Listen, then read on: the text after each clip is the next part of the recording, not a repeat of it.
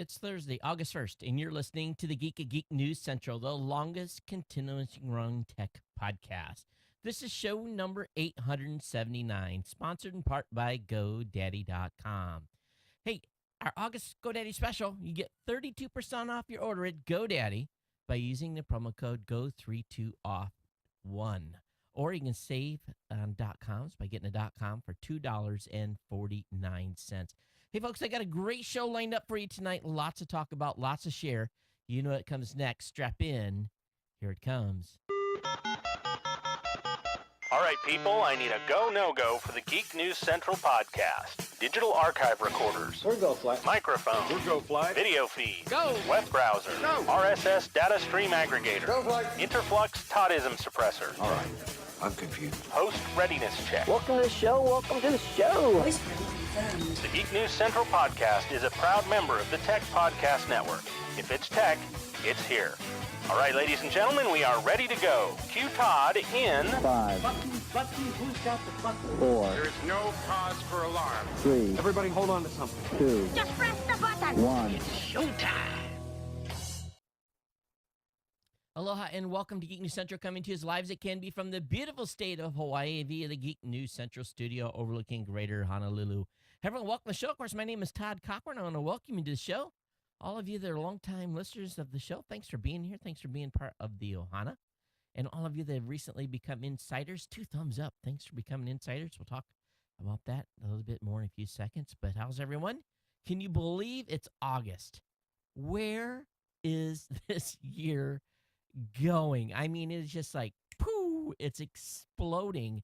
A couple weeks ago, Angelo had said, hey, we're getting a new version of PowerPress ready.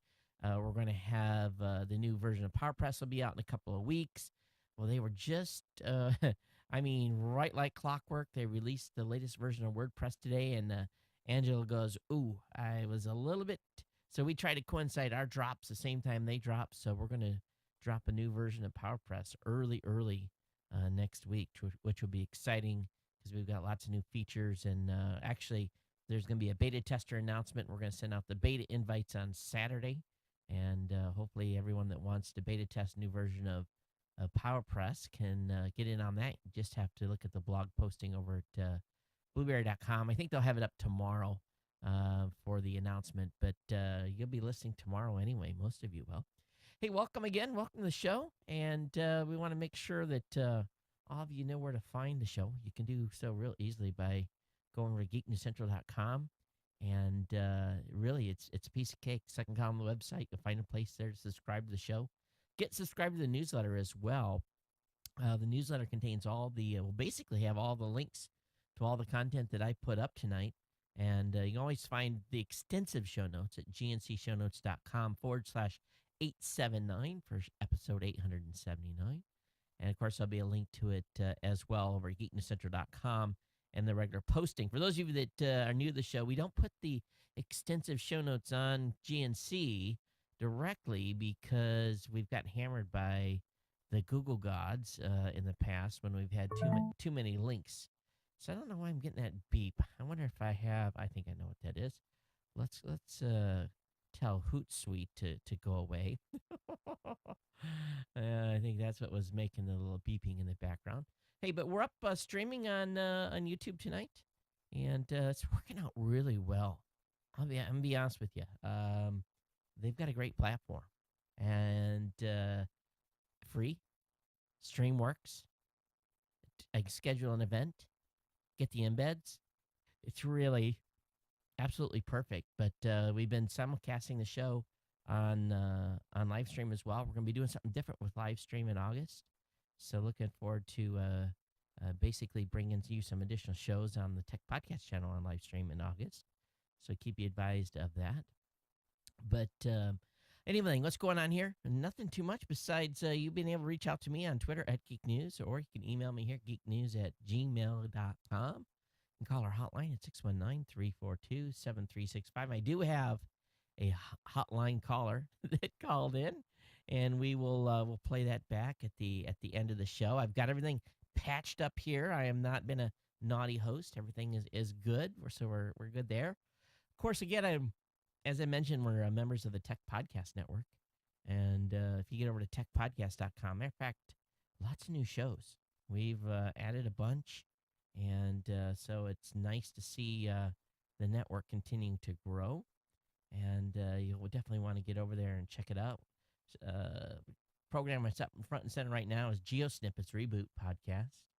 And some other ones have been new recently, CTO Vision Podcast, Space Rocket History number 23. We've got MTV goes on, basically a day in tech history. What else? On the Radar number 33, Mac Minute. So there's lots of stuff going on the website at techpodcast.com. So definitely check out over there.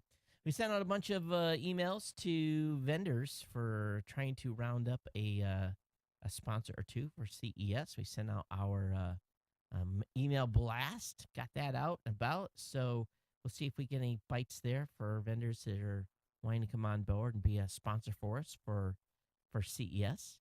But hey, as always, GoDaddy.com is a sponsor here of this show. And got the email yesterday from the folks at GoDaddy, and they're extending everything. But something kind of cool.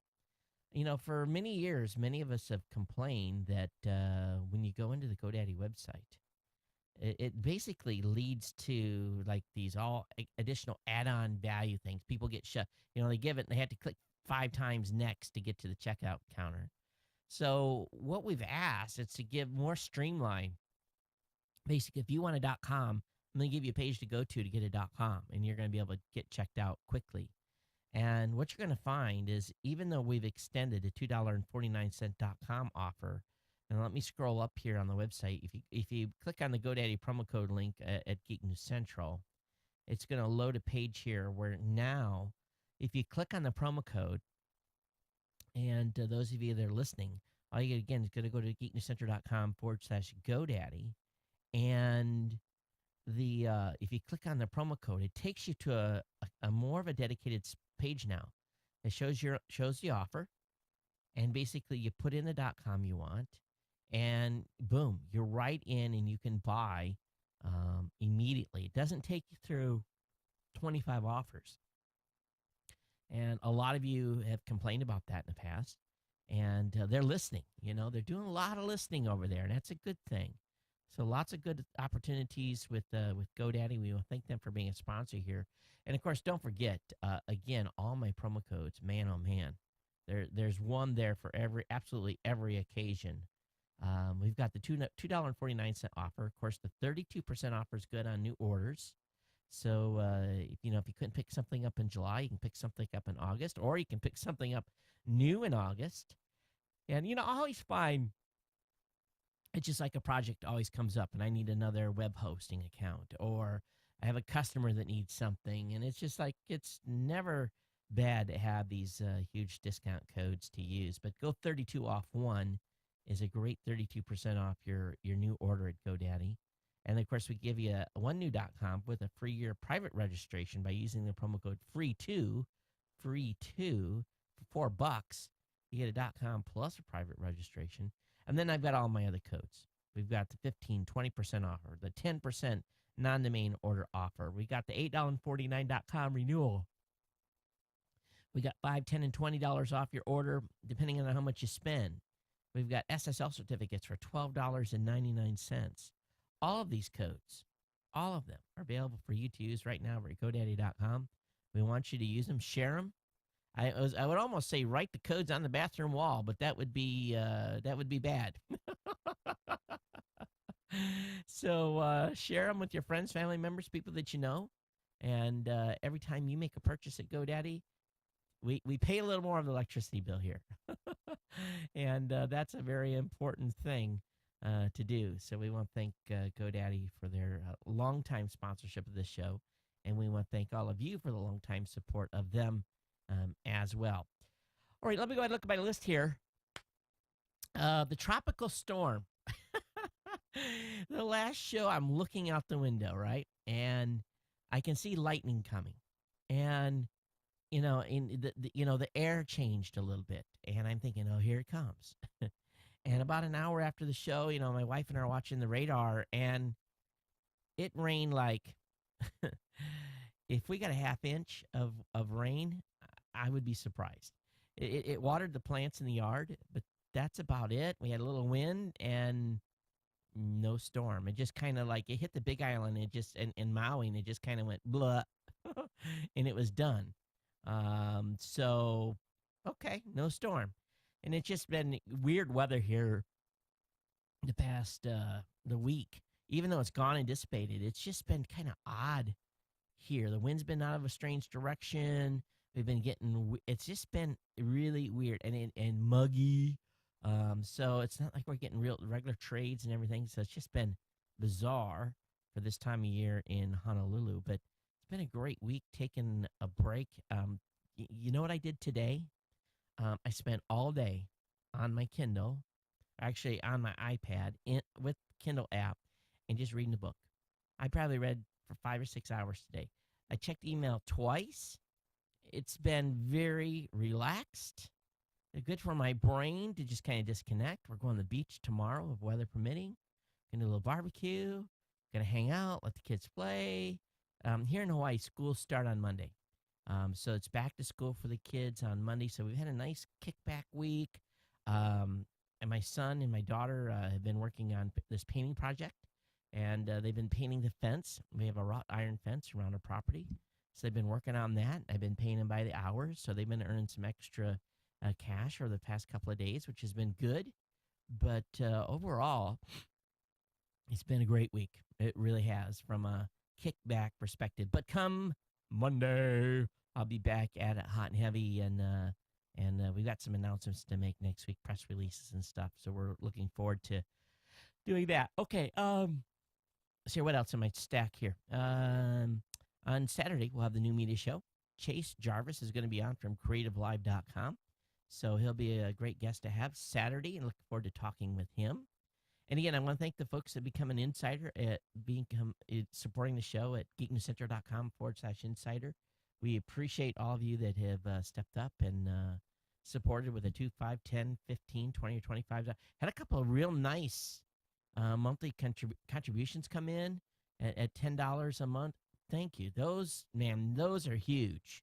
They really, really are. If we had 100 of those, that would be big. It really, really would. And we thank you for coming in at that amount. And it is greatly appreciated. So this is a great time to become an insider on the program. geeknewscentral.com/insider. You find the insider link on the website. But for as low as 6 cents a day, 6.7 cents a day, you can support the show here.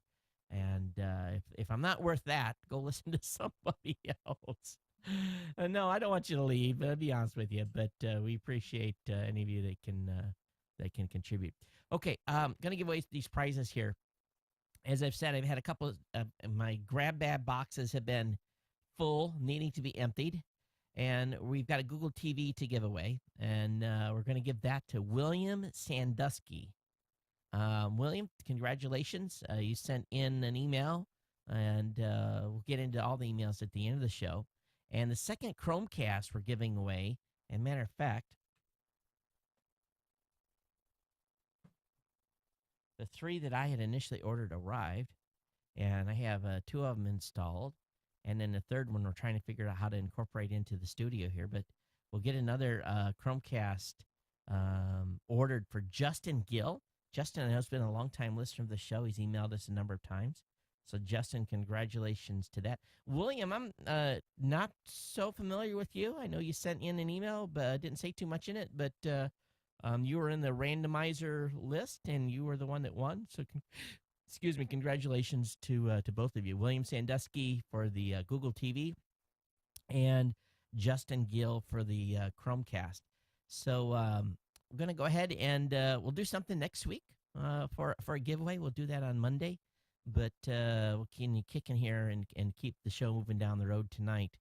But again, thanks to GoDaddy for being a sponsor here. And again, if you got comments on tonight's show, geeknews@gmail.com. And the voicemail hotline, again, is available 24 hours a day at 619-342-7365.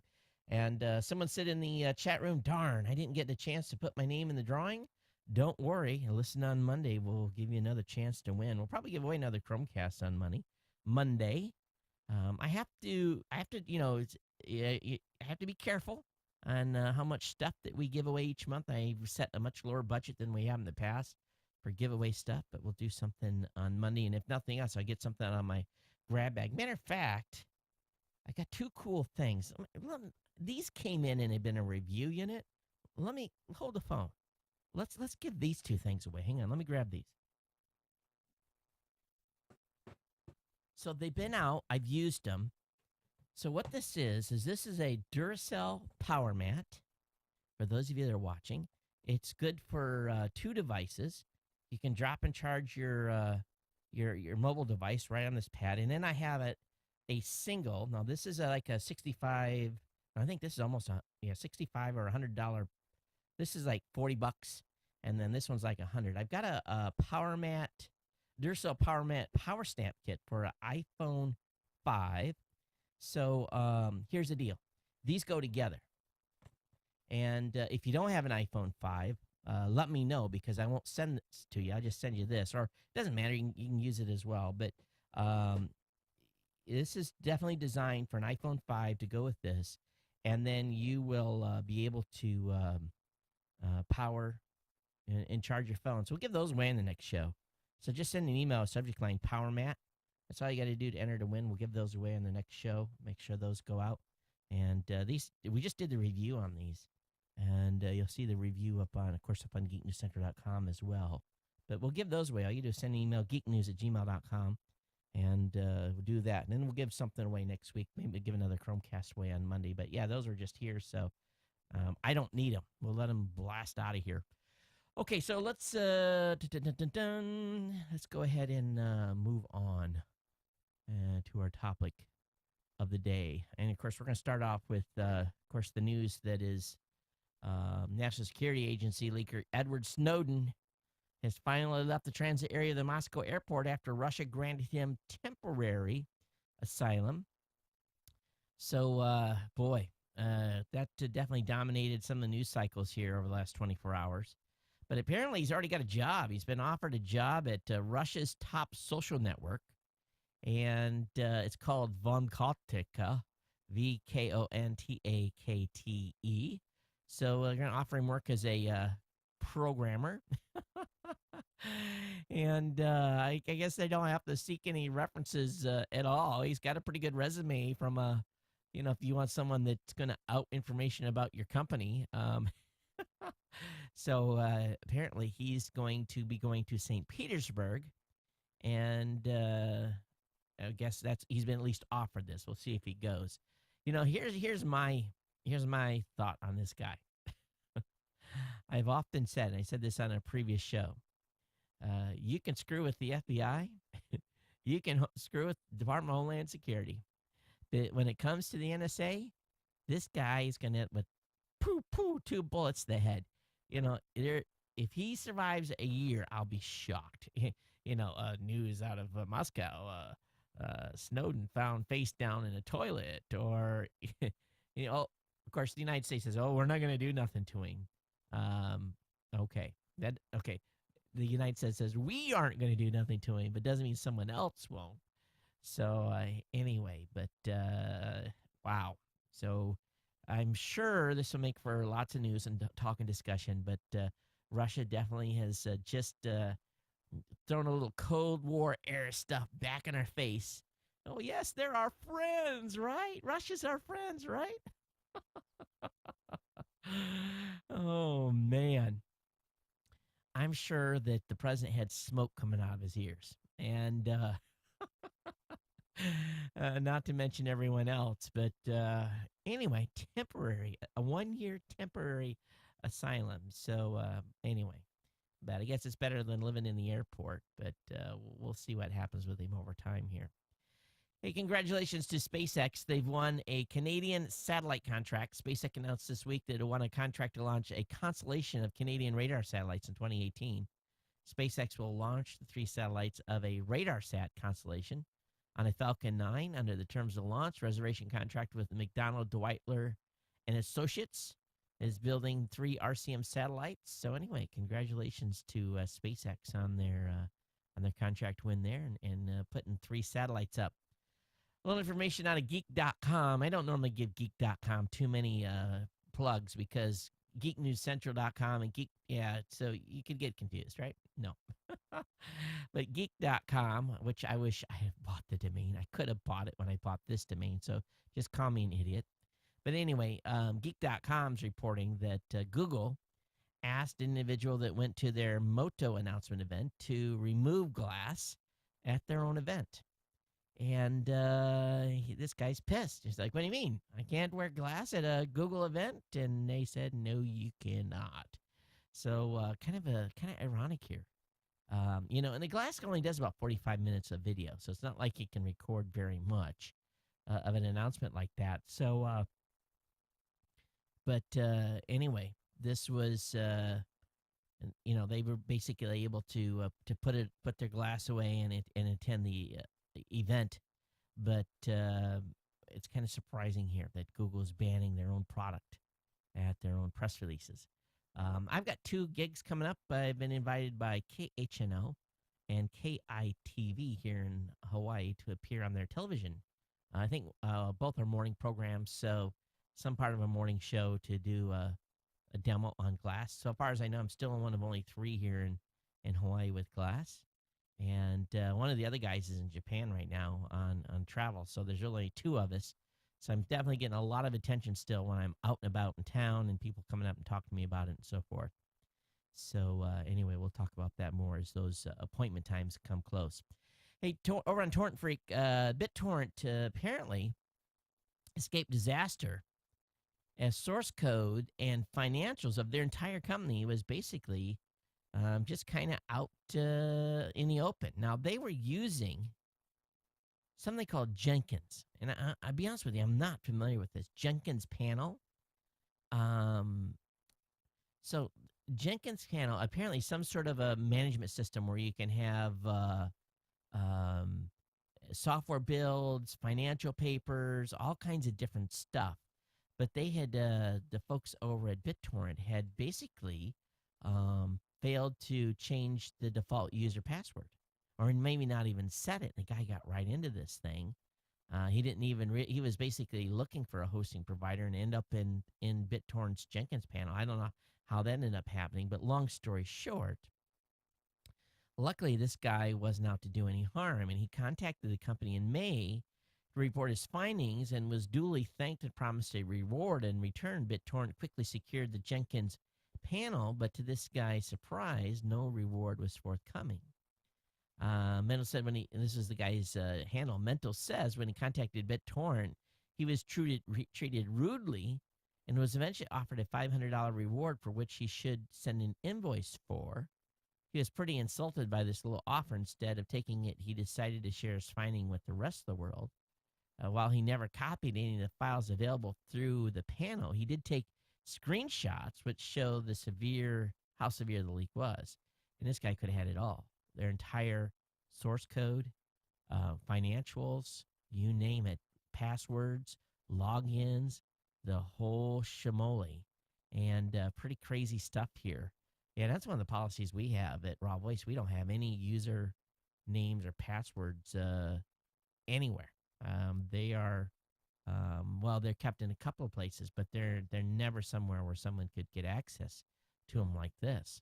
And it's pretty nuts what was going on there. But this guy was nice, and then BitTorrent didn't take very good care of him, which is too bad in all honesty. But something like that, man, you almost want to, you kiss the guy, right? And you treat him like royalty. Make sure that you thank him and be nice, not be a jerk, like they apparently, according to this article, were. Now, some of you are probably familiar with the TV torrent site Easy TV, and they've taken countermeasures against the UK ISP blockade that was rolled out last week after Hollywood obtained a verdict in its favor.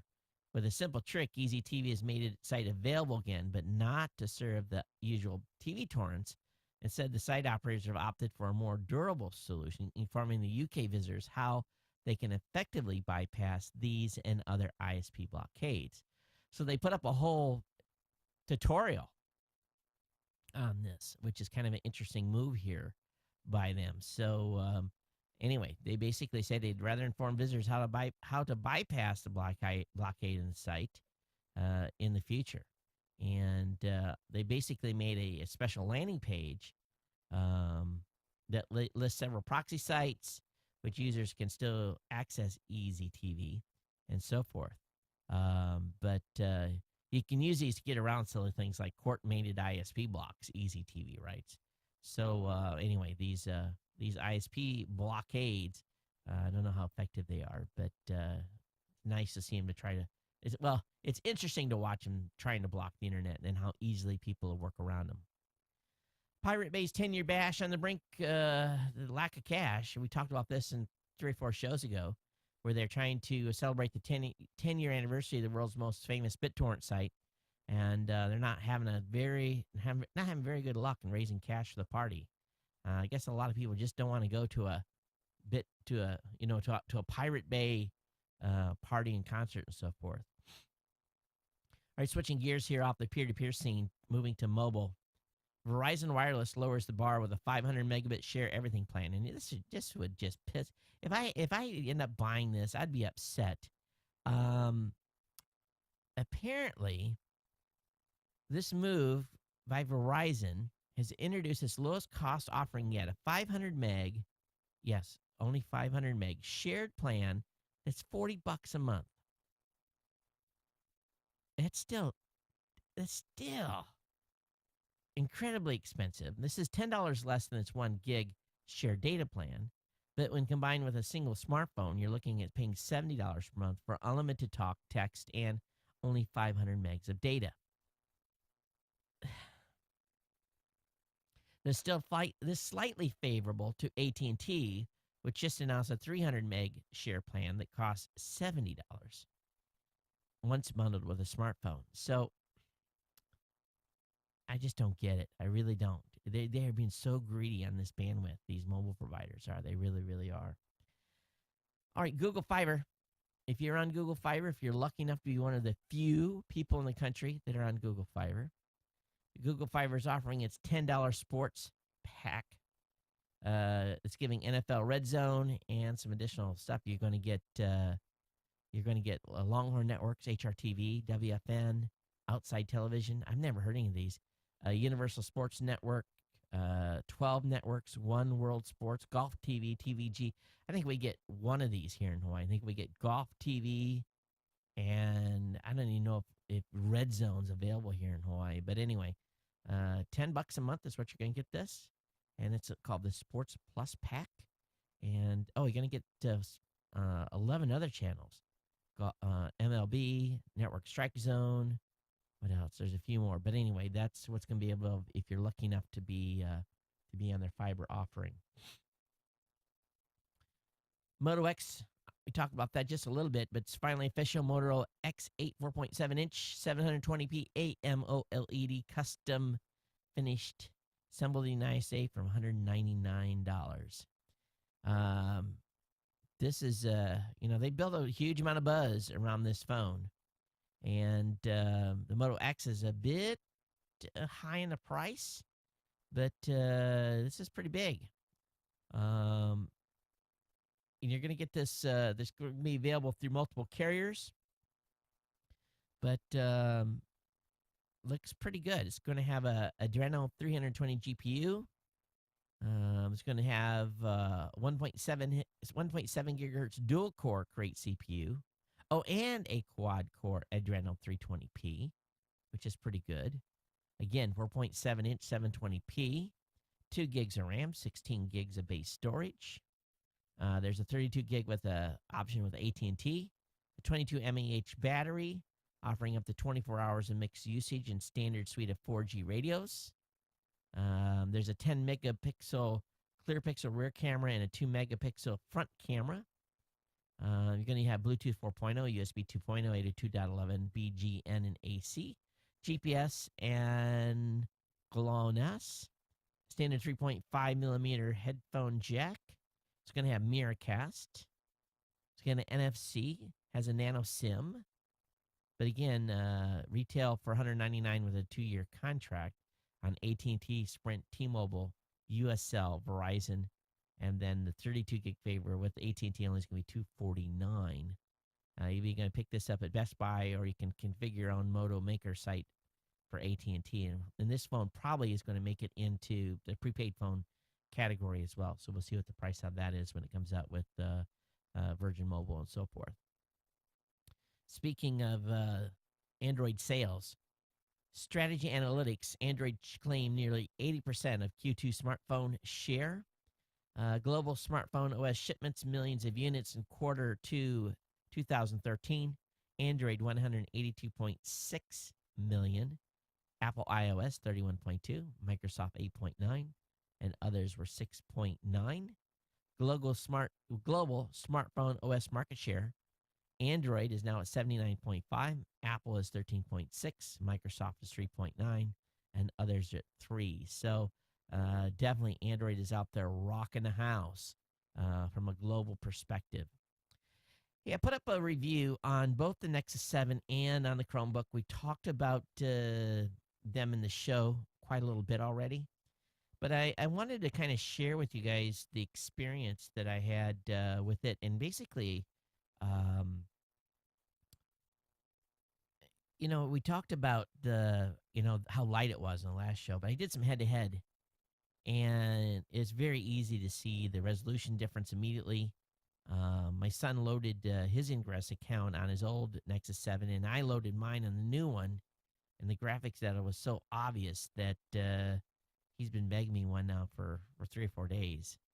My wife obviously lives with her iPad, so when I handed her the Nexus 7 to her, I said, mess with this the rest of the day, load some apps, and let me know what you think. She never goes anywhere in the house with her iPad almost, but she loves the size and the graphics, and she commented it fit into her purse better than the iPad. Obviously, it's smaller, and she may consider a switch when she's up for a new device. And now, lucky for us, the price on the Nexus 7 is best part.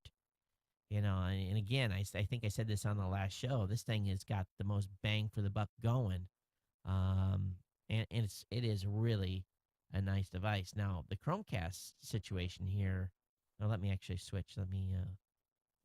We really let everyone here in the house have their go at it, and I hope I didn't cover this in the last show, but really what I found was that the kids just, man, they went head to head on YouTube stuff for a long time, queuing stuff up, and we were downvoting videos as they were coming up and having a little fun with it. We really were. This went on for a couple of hours. And then when I basically gave the Nexus 7, again, you let my wife use the Nexus 7 with Chromecast, she went crazy and basically was talking about how smart this was. At the same, again, my kids were loaded Chromecast app on their phones, and they got connected to the device right away. And, we had 3 kids queuing up videos. And again, it was pretty cool, but we're definitely working very quickly to see how long we can get this so that it'll be more supportable for podcasting. It's definitely not there 100% for via the tablet and pushing it forward, but definitely tried to get it from a user perspective. I think you guys are going to love these things as a user for $35. And there's going to be a lot more companies adding more channels to it, and we'll talk about that here in just a few minutes. The FBI, apparently, it's being reported on the Wall Street Journal that the FBI uses super slick hacker tactics and tools to spy on people, and basically they can turn the phone on. They can activate the phone, according to this article over on the Wall Street Journal. Now, it's kind of an interesting thing. You think about that, Jerry. You're not even making a call, and they're turning on your microphone and listening in. So this is pretty crazy stuff. But anyway, the FBI declined to comment, but the Wall Street Journal has a pretty good article on this, and I'll let you go through and read it at your leisure. Now imagine you're at your work and you do a search for a pressure cooker. Of course, the pressure cookers were used as devices to carry those bombs that those 2 folks during the Boston Marathon. And imagine you work on your work computer and you Google pressure cooker, and then you have your laptop at home and you also Google backpack or some combination thereof, and the police show up and kick your door in. Good article on Gawker about what happened here. And there's a little more to the story, but essentially some people got visited because their employer, looking at data searches that was being used on the employee computer, basically contacted the FBI, or actually the Joint Terrorism Task Force. And these people got a visit and basically got cuffed and stuffed until they could figure out what was going on. But these Google searches resulted, and again, it wasn't. It was the employer that reported them because they thought it was, looking over the logs, they thought it was a little odd, but enough to make your eyebrows go a little bit big. The Japanese, you got to love them. The folks at Thanko have brought to market what's called a salt meter. And you just stir the thermometer-looking thing around your food stuff, and it tells you the salt content. It only works in liquid-type foods between about 140 and 175 degrees Fahrenheit because it's hard to stir things like meatloaf. So the readout will tell you the percentage of salt in your food. Lower is better, obviously, but if you want to figure out the gram of salt you're about to wolf down, you also have to know the weight of whatever you're eating and do some percentage calculations in your head. But you can buy this just for $20. But here's the thing with salt. And, it's something we watch all the time, especially when we're buying, because we buy, hey, my wife's Japanese, so what do we buy? We don't buy ramen noodles, but we buy, there's, different types of noodle sets, instant noodle sets. And just the kids, absolutely go crazy on them. But we're always looking at the sodium in these things, and it's just usually pretty incredible, the amount of sodium that's in some of these instant noodle type things. They don't care that you're going to walk around as a walking heart attack, but you look at them. And matter of fact, we're doing that now in grocery stores because we're a busy family, and we like to cook all fresh ingredients. We like to, if we're going to make something, we don't want to buy it that's already been made in a box. And oftentimes when we look at stuff now, the first thing I'm not so much focused on the calorie count. While it's still important, I'm looking at the sodium, and you look at the sodium, it says 1,050 milligrams or whatever the number is, and then it's like 5 servings per container, and your eyes bug out of your head because that based on these servings per container, that usually one serving is not what normal people are going to eat. They're going to eat 1 or 2. And then you look at the total sodium count and you just make sure to say, let's just put that one back in the shelf. And we find ourselves doing that a lot when we go to Costco and the grocery store, and we're trying to make more healthy purchases. And we don't like to eat a lot of box food here. It's not. First of all, it's not good for you. But sometimes that's what you have to do, and we try to really limit it as much as possible. But if you guys aren't watching that, you really need to look at that stuff real close because it's shocking. I mean, it's shocking sometimes to see. If you just look at the little calorie counter on it's bad enough. But if you look at the sodium, it sometimes just blows my mind. I used to know someone that, they would get French fries from like McDonald's, and then they would take a couple packages of salt and sprinkle on. I'm like, dude, they already sprinkled them with salt. How much more salt do you need? Oh, yeah. And the guy's still alive with us today. I know who he is, but my God, he used to have a lot of salt on his food. But anyway, for $20, you can get this little salt meter.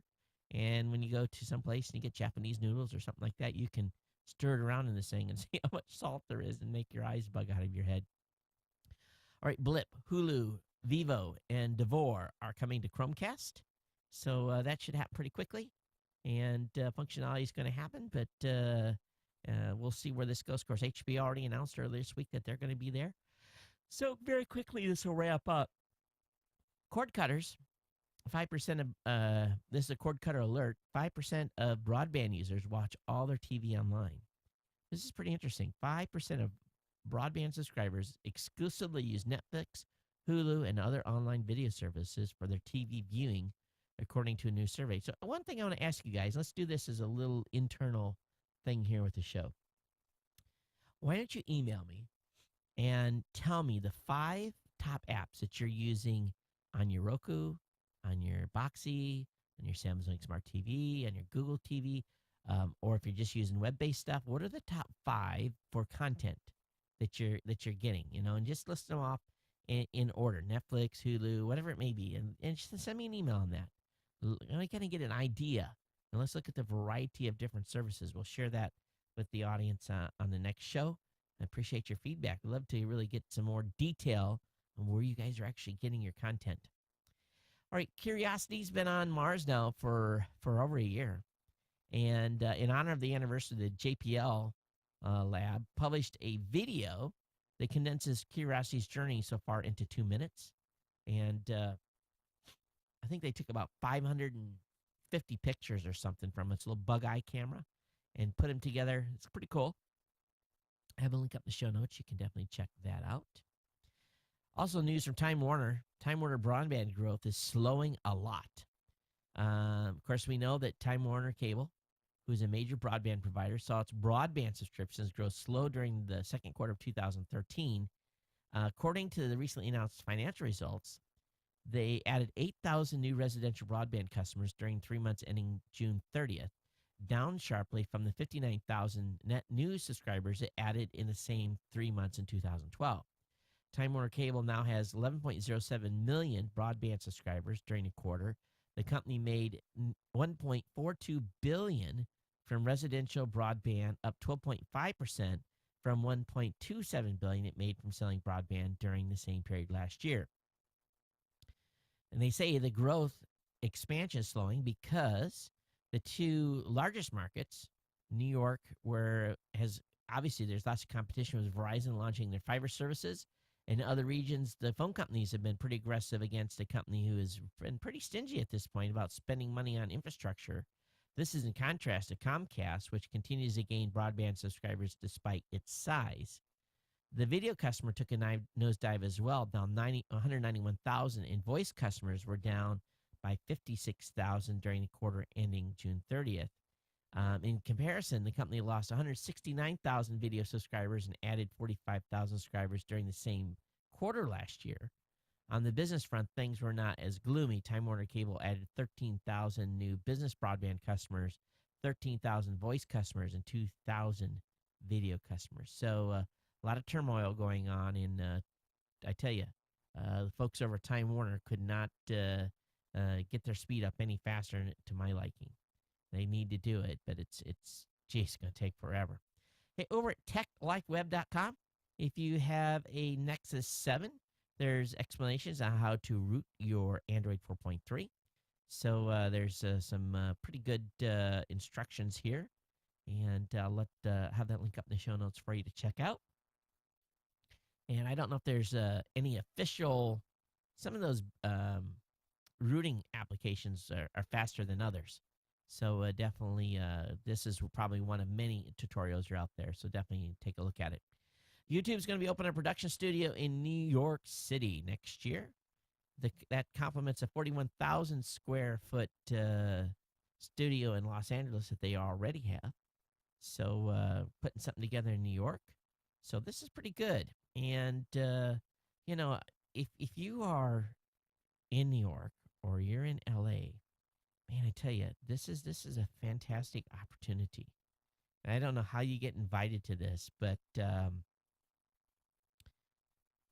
300 different channels on YouTube now boast more than 1 million subscribers. That's 4 times the number of channels that had reached that figure last year. The YouTube mobile app has been downloaded more than 250 million times, and 40% of time watching YouTube videos is done via mobile devices. It's one of the reasons why this show, although we're still about 95%, 99% consumed via subscribers and people coming to the website, I understand the value of having this content on YouTube. That's one of the reasons why we're streaming over there now. And it gets the content up there real quick, and it's actually helping my viewer numbers over at YouTube quite a little bit, which is kind of interesting. That I've never gotten a lot of viewers over there, but we've seen a gradual uptick. So on the security side, gone in 30 seconds. New attack plucks secrets from HTTPS protected pages. This is kind of an in-between hack, and I'll have this linked up in the show notes. This goes really, really deep, but basically someone has to be able to be between you and your destination and be able to basically suck the data in that you're just transferring through the pipe. But they have found a way to breach some of the SSL encrypted stuff that's basically going through the connection, which is kind of scary. USB will soon catch up to Thunderbolt with 10 gigabit speed. Super speed USB 3.1 specification means product should be in full swing by 2015. After 5 years, this is crazy. It's crazy. The ubiquitous, well, I can't even pronounce that, super speed universal serial bus got a huge upgrade this week with a new specification that more than doubles its speed. So this is good. Super speed USB 3.1 jumps I/O throughput on paper from 4.8 gigs in USB 3.0 to 10 gigabits, bringing on par with a lot of other stuff like Thunderbolt. So 3.1, I look forward to that in a big way. Faster the better. Some senators want a permanent ban on internet access taxes. Now, I didn't say sales tax. I said internet access taxes. Bill to extend ban on internet-only taxes in place since 1998.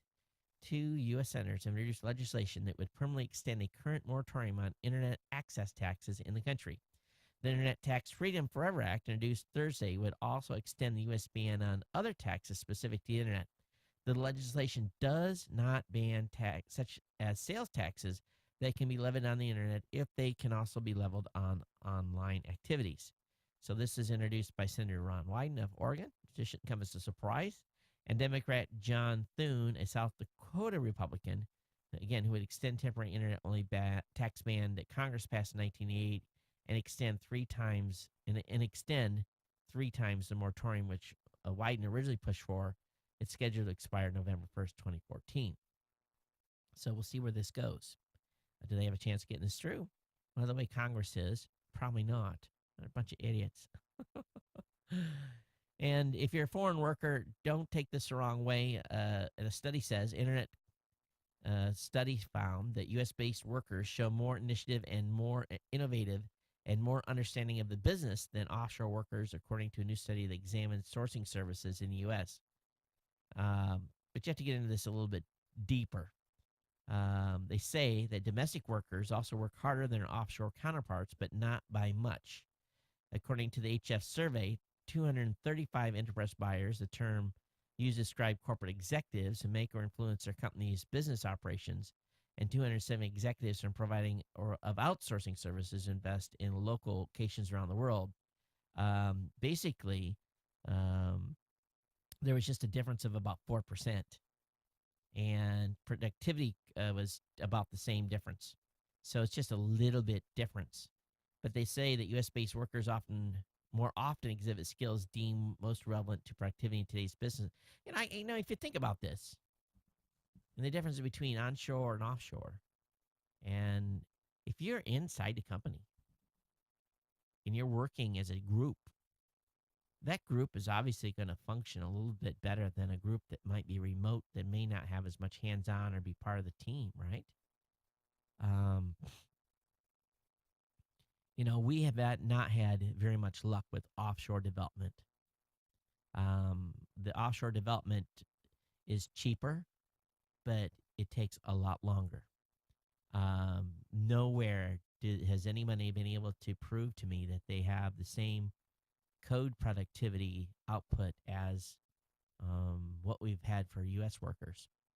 And maybe it's just because we didn't get the right programmers. I don't know.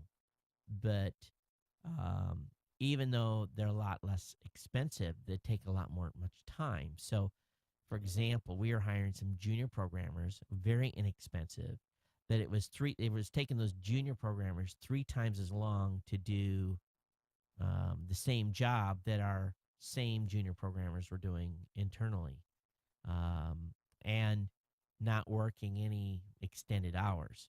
So, I don't know what other people's experience has been, but, I don't think offshore, at least for us, was not really a positive experience. And maybe others have had different. I think you have to go there if you're going to hire an offshore team in the Philippines or India or Pakistan or wherever you hire the offshore team, wherever the programmers are at. And a lot of that stuff comes from Ukraine and places like that as well. I think unless you go there and actually meet the programming team and have some hands-on, I don't think you get what you want through a third party. Exactly. But anyway, that was kind of been my experience. ITC delays final decision, Apple versus Samsung patent war. The U.S. International Trade Commission says its ruling, which could result in ban of some Samsung devices in the U.S., will come next week. So here we go. We've got Apple stuff being banned. We have Samsung stuff being banned. So just all kinds of ban. Google Glass likely unwelcome on UK roads. So apparently Google Glass is going to be barred from the road in the UK because it's essentially a distraction and people must be paying attention when they're in charge of tons of steel. The Telegraph reports that Google Glass will ban for UK drivers. It will be frowned upon under the same rules that say you must not talk or text on a mobile phone while behind the wheel. A spokesman for the Department of Transportation told the Inquirer, that's with an I, that banned is a too strong a word, adding that glass, like so many other distractions, would have to be considered by it and the police pre-launch. It is important that drivers give their full attention to the road, obviously, and we are aware of the impending rollout of Google Glass and are in discussions with the police to ensure that individuals do not use this technology while driving. So probably that means it's probably going to be banned. All right, ladies, fellas, and if you're listening, you're going to have to come to this link. And I'll list it as Boeing 737 in a bedroom. But this guy has built a fully functional Boeing 737 flight simulator in his son's bedroom. And when you see this thing, Jack, you're going to flip out. It looks like an airplane cockpit. I mean, he's got the flight controls. He has the radios and comm nav. He's got the radar. He's got everything in there. Everything from firewall shutoffs to landing gear to his heading indicator. This is pretty incredible. It's even the overhead. How much this guy has spent, I don't know. But all I can say is, holy smacks. I thought I was compulsive. I have no idea how much this guy has spent on this, but if it all works the way I think it does, I mean, people are like wanting to see this thing. Universities, flight schools. This is the real deal. But he built a 737 simulator in his son's bedroom. Man, oh man, oh man. And this was a guy in France. So I'm sure his son is real happy to have that in the bedroom. iPhone hacked, switching gears, iPhone hacked in under 60 seconds using malicious charger. At the Black Hat Conference, they demonstrated how just a very plain Jane charger could hack an iPhone in under 60 seconds. Basically, they change out a popular app icon. You click on it, you're owned. This is pretty crazy stuff. I would be charging only from trusted chargers, folks. I really would. Now, check this out. Microsoft, we know they've got two cash cows, Windows and Office Suite. These two applications have made Microsoft the monopoly of the computing world, with almost 80 to 90% people using the two applications on their desktop computers. But today, yes, listen up. Today, Microsoft has basically introduced an applet to run on Android that ties into Office 365. And this is pretty cool. It's Microsoft Office for Android, and just ties into Office 365. It is accessible only by the paid users. So you already have to be using Office 365 to use it if you install it on your Android. It's not like you're going to get Word on your Droid. That's not what's going to happen. All right, over on the domains.com, 2 weeks after 46 domains were seized, feds allow the domains to expire, and they can go back to the previous owner. Well, they may not be able to go. But anyway, the domains expired, and they're pending renewal or deletion. But really what this means that the domain can still be renewed by the owner from whom the domain was seized from by the government in the first place, or if not renewed, the domain will soon drop and be available for registration by anyone in the world. So basically, the government spent whatever money it cost to grab these domains and take them offline just for 2 weeks. Be curious to see what will happen here. Of course, with this being announced, everyone's going to try to buy these things up. I don't know if I'd be doing that or not. Here in Hawaii, the big problem we have with traffic, it's so bad that ambulance service is having delays getting through traffic. And I've always told my wife, if you have a heart attack between 6 a.m. and 9:30, and from 2 to 7, you're going to die in Hawaii. They're just not going to get to you fast enough. The traffic is that bad. And being that we have lost the closest hospital that we have is probably 20-minute ambulance ride if you're lucky. And so what's happening here is that in some countries, they're starting to introduce what they're calling the ambucycle, AMBU cycle. It's basically a dual sport motorcycle, and it has a surprising amount of life-saving equipment on board. Ambucycle and its medic rider can reach a scene of an accident or the home of a patient in an average of 90 seconds. Now, that's light speed compared to 20, 30 minutes it would take a traditional ambulance to reach the same destination. But I don't think anybody's going to get to my home in 90 seconds. It takes 5 minutes just to drive up the hill. The cost of each bike, including the medical equipment, maintenance, insurance, is around $26,000.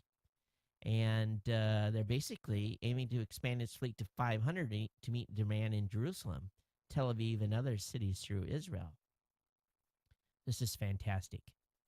This is fantastic that they're doing this. So a bunch of EMTs are manning these things, and they've begun with a volunteer ambulance service, but we know that the time between you going down and the time you getting help is very short when it comes to heart attacks, strokes, and that kind of stuff. And if you get a first responder on the scene, they can start life-saving work on you right away if you need it. But this is pretty fantastic stuff, the ambucycle. And I think this is something that should be introduced here in Hawaii based on our traffic, because I'm serious. You have a heart attack in your house here, and if first of all, you got to be lucky not to be home with someone to call 911 if you fall out, so they can start CPR on you. And then you got to pray that they can get to you in time. So very, very cool stuff. This to me is probably one of the coolest things I've seen in a while in a tech/news article. It was over on Wired. All right, finally, the unlocking bill passes committee, but there's still a treacherous road ahead. The Unlocking Consumer Choice and Wireless Competition Act was approved by House Judiciary Committee yesterday. Don't stop. We're not allowed legally to unlock our cell phones yet.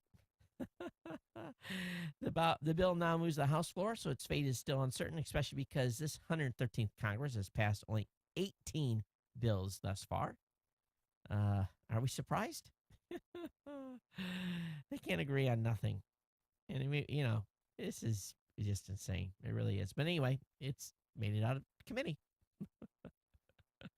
All right, that wraps up my regular content. Let's get into the email again. Hey, again, if you missed it in the beginning of the show, congratulations to William Sandusky on the Google TV win and Justin Gill on the Chromecast. And, of course, we're giving away another prize as well. So if you got here later, you'll have to listen to the early part of the show to find out how to win. But let's go ahead and get into the email. See here, today is August 1st. The last show was on Monday the 29th. So let me go right here. Joey, thanks for your input. Jonathan, thanks for yours out of Ann Arbor. Phil, thanks for your input out of Deltona, Florida. Sam, of course, in Albuquerque. John he doesn't tell me, but these are people that all basically are in the running for the giveaway. And of course, Joy as well. He says, hey, I really love your show's podcast. Join in about a month or so. I'm new, but I find I really love listening to you and your guests. I find I like to check out your show in the evening when my grandkids have long gone home. I'm here in Chicago, so really get a kick out of listening to your podcast. Happy thanks. And that was from Joy. Thanks for listening, Joy. Got an email from Jason. He says, here's my take on the future of TV. Traditional TV is purely passive unless you're very schedule aware and have a DVR. Current set-top boxes are purely active. You're either watching exactly what you want to watch or just a screensaver menu. Everyone will always have mobile devices close at hand, and those are a better fit for personally tailored active content. TVs are fixed in place in your house, which makes them ideal for passive content most of the time. With abundant bandwidth, thanks to Google Fiber, smart TVs could fill that gap and play customized, infinite playlists of short shows, previews, news, viral videos, etc.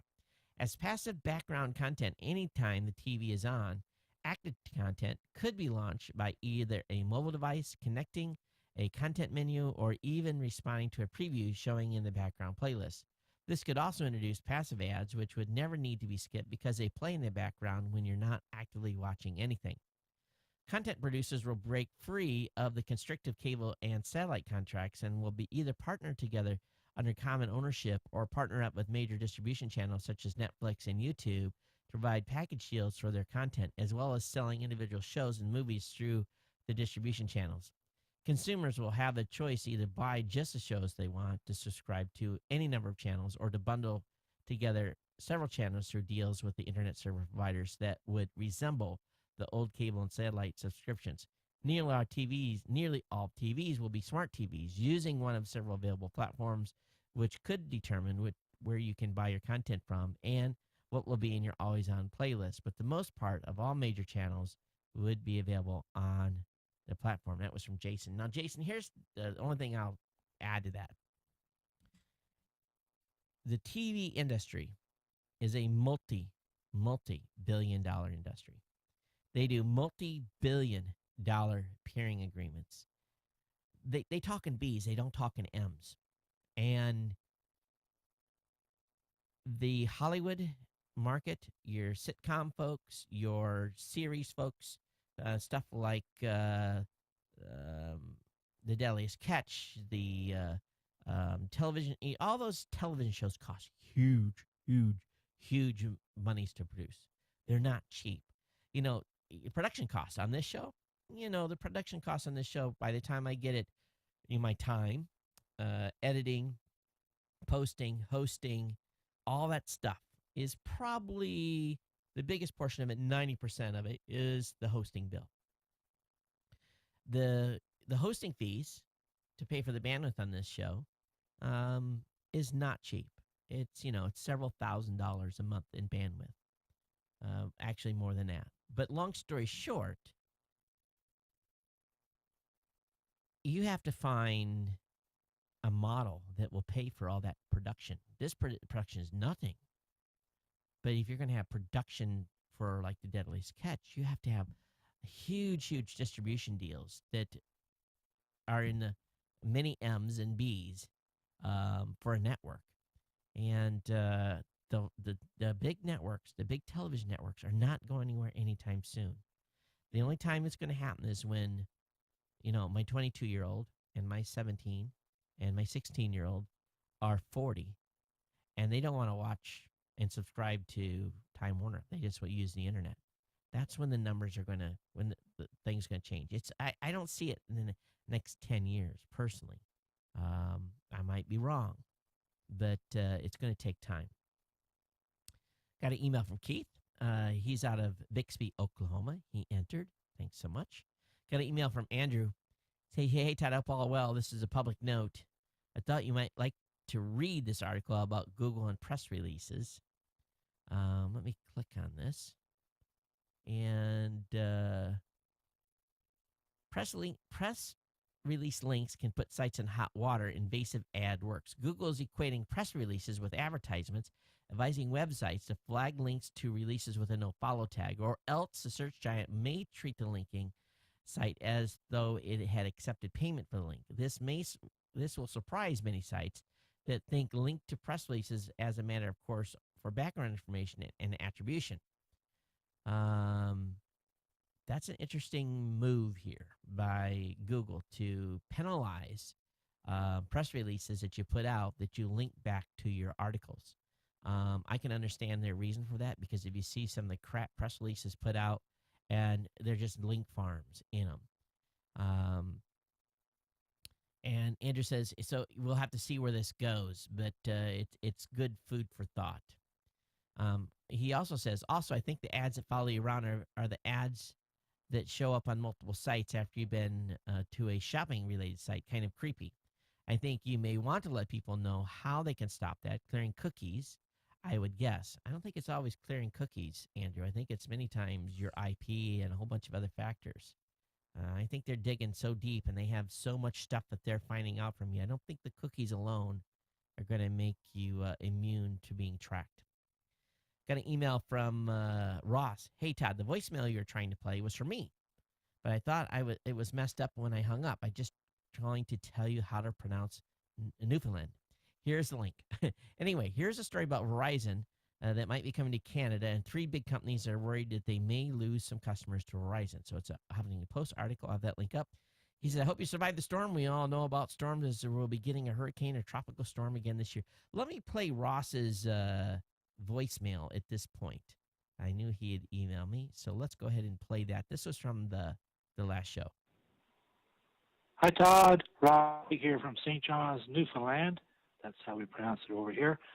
Now you have the correct pronunciation of Newfoundland. And just like you know, St. John's is the oldest English-founded city in North America. I'm calling you on my iPhone or Wi-Fi using the free Vonage app that gives me 3,000 minutes a month. I hope the sound is okay. I'm curious as to how the Chromecast is going to work, but hopefully I'm the lucky winner and I should find out soon. Another great show. Enjoy your staycation. I'm on 2 weeks off now, and I spent the day out pulling the weeds and mowing the lawn while listening to your podcast. Take care. Ross Craig, Pirate Jim on Twitter and Flickr. Ciao. Well, thanks for your call, and it came in fine. That was perfect. Thanks, Ross, and thanks for listening to the show. Got an email here from Bill out of Coatesville, Pennsylvania. Todd, love the show. Thanks for putting out such a great content over the years. I've been a long-time listener. Hope is all well, and you keep up the great work. Also, he says, I feel that devices like the Chromecast and Roku and even Google Glass are just the beginning of what is to come. I feel you're on the edge of a world where our lives are enhanced in a way once reserved for science fiction. The key will be companies that will be able to take devices like these and link them together. Dare I say that we will see a house like Tony Stark someday. Corning Glass seems to think so. He linked me to a YouTube video. Eventually, we'll not see individual devices that do just one function, but devices that serve up multiple services. Devices like our phones and Google Glass will be fully functional devices as they are now, but we'll also be able to integrate and interact with these new devices as well and become extensions of them. This new wave of technology is very exciting to me, and I cannot wait to see what happens next. Thanks, as always, for a fabulous job and great show. Let's see here. Who's next in the list? I got email from William Sandusky. Of course, he did not leave a comment, but thanks for the entry and your win anyway. Got an email from Paul. Aloha. Hope you're well. Just a few notes regarding your last show. Your YouTube channel that you can watch a show live on sounds good. I'll go check it out. I'm a listener to the show and report back. The red dirt you were talking about sounds nasty. Why is it red, though? Or should I wiki it? I think it's just the volcano thing. I think that's what high iron. You made Chromecast sound both simple to use and easy to set up. I'm going to look into getting myself one now. Regarding browsers, I'm an Opera fan personally. It works perfectly. It's far better than Chrome IMO, but each to their own. You've had a few emails You've had a few males bigging up Chromecast and hailing internet television as the next big thing. Wow. This is not news to many. It's also not even news to many more. I've been of that opinion for over 10 years now. I remember watching TV shows online because the channels had cotton onto the fact that they could be making even more money by putting adverts in all the online pre-show content. That is a very much a modern problem with watching old seasons online. Nowadays, I stick to watching BBC as you're guaranteed quality, plus they don't show adverts. If you're UK with a TV license, then you should have BBC iPlayer on your phone as it's free. I'd have it I'd if I'd had it my way, my monitor would have been connected to the internet for television entertainment years ago. It's nothing new, people. Get over it, please. Um, it's pronounced Moscow, not. Okay, Moscow. Was I saying Moscow with a W? Moscow. uh, Pandora. No, I use Django, which is fantastic, by the way. If I ever fancy any radio, that's not a BBC one. Hope you keep up the use your show quality, Paul. P.S. Regarding Google Plus, every one of my friends that I have demonstrated / shown it has to be very impressed and are coming online as we speak. Very cool. Got an email from Tom in Michigan. Thanks for that. Glad to hear a brief experience with Chromecast. I hope to hear more. I'll be checking it out. Got an email from Christian. He said, Todd, just my answer for Google TV. Not a comment, but a question. On the last podcast of Twit, Leo Laporte commented that with the Chromecast, that Google TV might go away. It sounded like he said there was not much more being developed on it. I don't know. We'll see where this goes. They're not talking about killing it yet.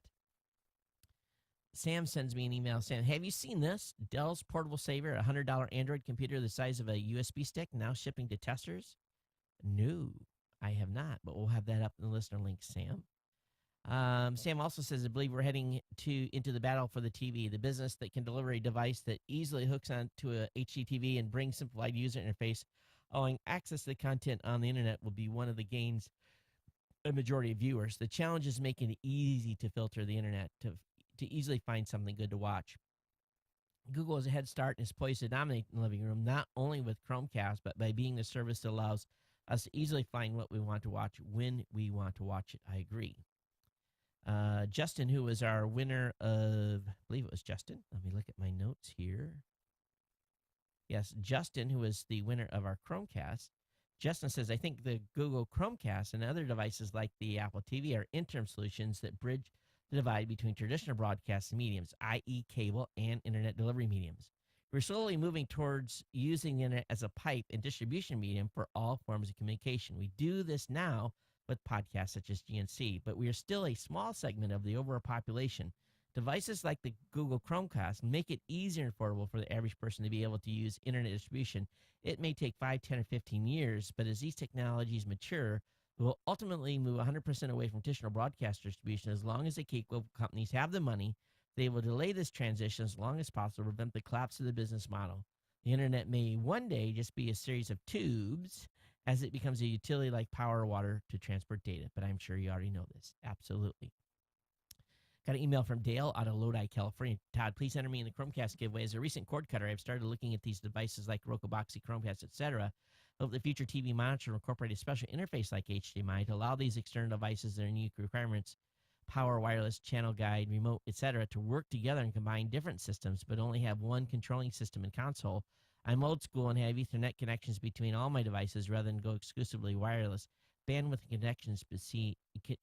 connection speeds concerns. As we attain more of these devices, bandwidth will be the biggest hurdle to overcome. I have a Roku first gen. I'm enjoying searching for new channels and shows. I believe this will be the platform of online education in the coming years. Thanks again, Dale. I agree as well. And Dale entered in the Google TV. We got an email from Nick.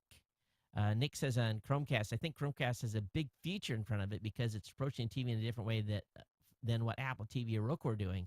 Apple does everything through AirPlay, which means you have to push the video, whereas the Chromecast streams everything for you. I think this will lead people to doing more shared playlists and make TV more social. Also, all the limitations Chromecast had when it was announced are already starting to fade, like the ability to display local photos and videos, as it's only been around for 2 weeks. If things keep up this pace, then there's no telling what people will figure out how to do with this device. I agree. It's going to get better. Hi, Tyler. Great show. And you made me start listening to podcasts 6 or 7 years ago of the tech podcast shows. Then I started listening to a bunch of showcase shows like yours and my tech show. Keep up the good work, Peter. And Peter entered for both Google TV and Chromecast. Oh, some more. Tim sent me, oh boy, this is going long.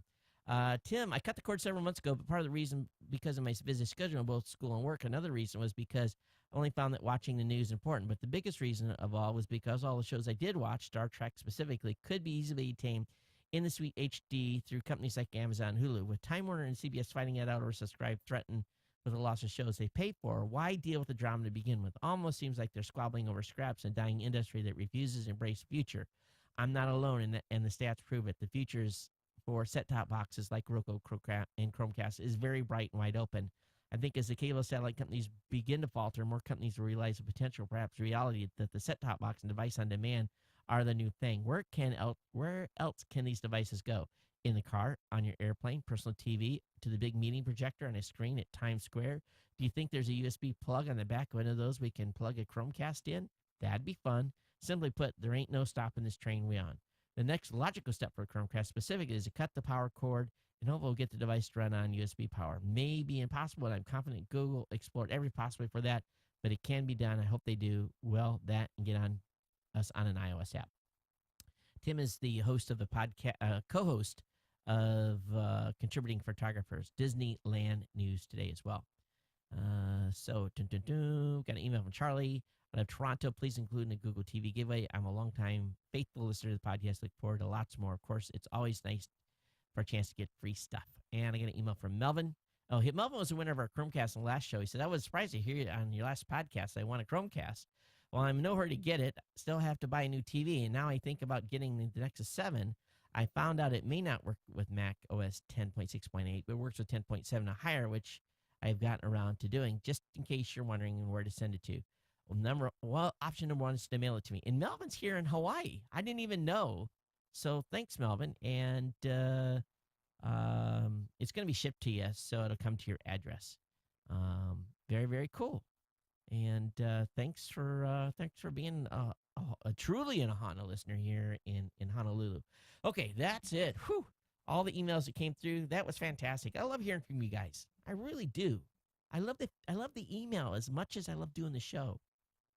Don't forget that. We've been at this 879 shows. I love your email, love your feedback, love your thoughts. I like to hear what you have to think. You know, it's really important for the show for you guys to continue firing back feedback. So don't be lazy on those emails. It takes 15 seconds to send me one. Just a quick note on a comment on an article, something that I didn't get right, something I got completely right or vice versa. But anyway, email me here, geeknews@gmail.com. All right, folks, let's get out of here. And again, thanks for being here. Twitter @geeknews, hotline 619-342-7365. Thanks to GoDaddy, our sponsor. Make sure you pick up some products over there. All right, do it for the geek here at Geek News Central. And also, if you want to become an insider, you can really help the show. geeknewscentral.com/insider to $5, $10, $15, $20, or $25 a month. And thanks to all the new insiders. Thank you so much for contributing to the show. You're my heroes. You really are. All of you are my heroes. But the ones that are supporting the show, thanks so very much. Only 6.7 cents a day at $2 a month. Everyone take care. We'll see you next time. And you know what's next. Aloha.